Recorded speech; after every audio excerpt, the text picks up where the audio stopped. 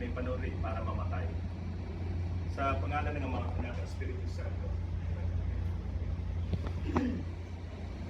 Meron raw isang mayaman, in spite of everything that he owns and he has, hindi siya masaya sa buhay. So, he decided to consult yung isang kilalang ermitanyo sa kanilang lugar. And as he approached that hermit, and as he enters this place, tinanong niya doon sa ermitanyo kung anong tunay na sikreto ng kaligayahan. At sinabi ng ermitanyo, may isang mag-anak. Una, namatay yung lolo. Tapos, sumunod yung ama ng tahanan. Tapos, di katagalan, sumunod yung anak. At sa kaulihan, namatay din yung apo. At nagalit yung mayaman doon sa sagot ng ermitanyo. Sinabi niya, paano naging sikreto ng kaligayahan yun?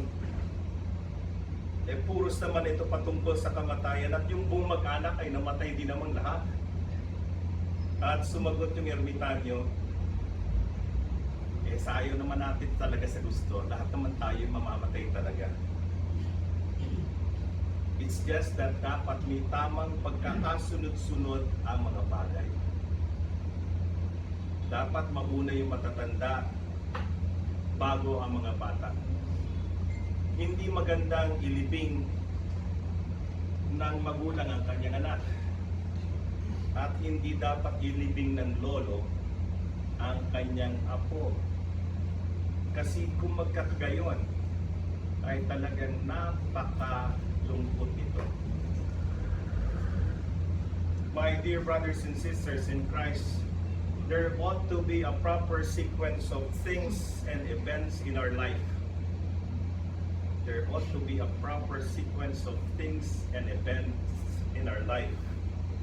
Sa kalagayan natin sa pagiging tao, simula sa pagsilang, magiging mga baby tayo, then magiging mga toddlers, sa pagkabata, magiging binata, dalaga, and then magkakaroon ng sapat na gulang, at tatanda bago mamatay. That ought to be the proper sequence of things. But it's a reality that may mga namamatay na hindi inaabot ang katandaan.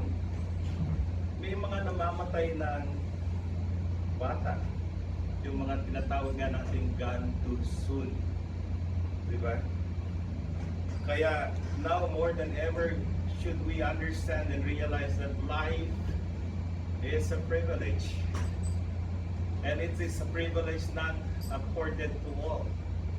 Isa tong pribileyo na hindi na ibibigay sa lahat. Ewan ko kung bakit yung iba nagagalit na sila yung masabihang matanda. It's a privilege to grow old. At hindi lahat umaabot sa katandaan. And to be a senior citizen is indeed a privilege. Biruin mo, libre ka na sa parking ngayon. With me having my senior citizen card, was given to me by the barangay ng April before Piazza. May discount na ang pagkain. May discount na ang mga gamot. Although I haven't tried it yet, pero libre na ang sine. Eh, magkano yung mga yan? Diba? So, it's a privilege to grow old. So, huwag kayong magagalit kung kayo'y sasabihin matanda. At dahil hindi lahat maabot sa katandaan. Pumunta tayo sa pag-aaral. Of course, we all start preschool. Then, nursery, pre-nursery, nursery, kinder. Then, prep.